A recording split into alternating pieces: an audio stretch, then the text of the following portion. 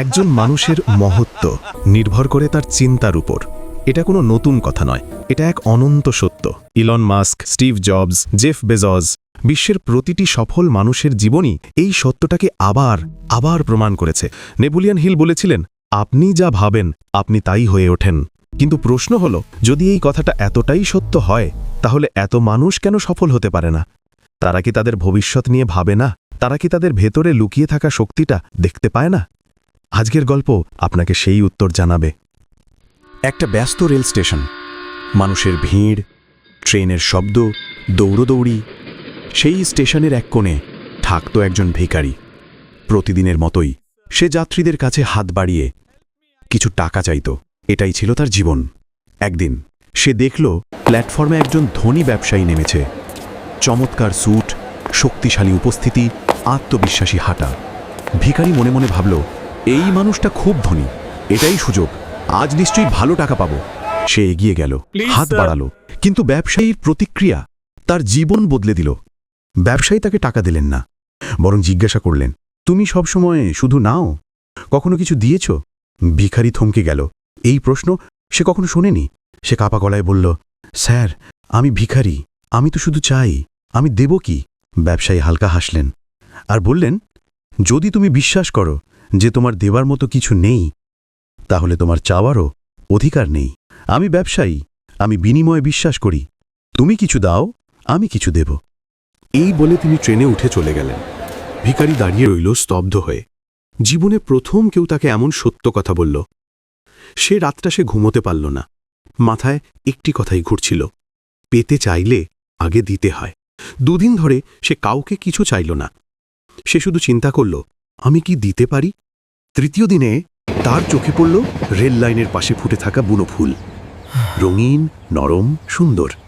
হঠাৎ তার মাথায় বুদ্ধি এলো, যদি টাকার বিনিময়ে একটা ফুল দিই, তাহলে মানুষ বুঝবে আমিও কিছু দিচ্ছি। সে কিছু ফুল তুলল। যে যাত্রী তাকে টাকা দিল, সে হাসি মুখে একটা ফুল ধরিয়ে দিল। আর আশ্চর্যের বিষয়, মানুষ ফুল পেয়ে সত্যিই খুশি হল, হাসল, ধন্যবাদ দিল। দিন যত গেল, তার আয়ও বাড়ল। সে বুঝল মানুষ দিতে ভালোবাসে যদি কিছু পায়। দ্বিতীয় দেখা। একদিন সে দেখল সেই একই ব্যবসায়ী আবার ট্রেনে বসে আছে। ভিখারি দৌড়ে গিয়ে বলল, স্যার, আজ আমার দেওয়ার মতো কিছু আছে, আপনি আমাকে টাকা দিন, আমি আপনাকে ফুল দেব।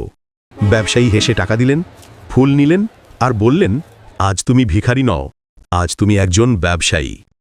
ট্রেন চলে গেল। ভিখারি দাঁড়িয়ে রইল। তার মাথায় একটা কথা বারবার বাজতে লাগল, আমি কি সত্যিই ব্যবসায়ী? আর তখনই তার মনে আলো জ্বলে উঠল। হ্যাঁ, কারণ মানুষ আমাকে দয়া করে টাকা দেয় না, তারা আমার ফুলের মূল্য দেয়।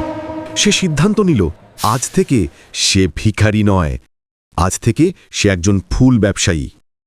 6 মাস পর একই স্টেশনে দুই ভদ্রলোক দেখা করল। একজন চিনতে পারল না, আরেকজন হাসি মুখে বলল, স্যার, আমরা দুবার দেখা করেছি।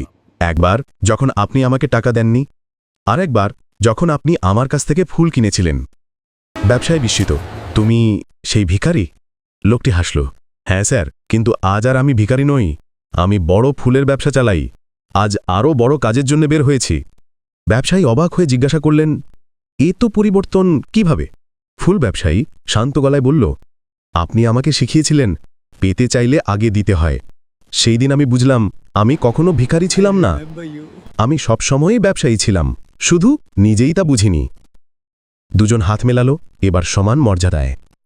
গল্পের শিক্ষা, জীবন গড়ে ওঠে আপনি নিজেকে কিভাবে দেখেন তার উপর। আপনি যদি ভাবেন আপনি ছোট, আপনি ছোটই থেকে যাবেন। কিন্তু আপনি যদি নিজের ভেতরের শক্তিকে চিনতে পারেন, আপনি অসাধারণ হয়ে উঠবেন। নিজেকে কখনো ছোট ভাববেন না, নিজেকে দেখুন শক্তিশালী, সক্ষম, সফল মানুষ হিসেবে। কারণ চিন্তা বদলালে ভবিষ্যৎও বদলে যায়।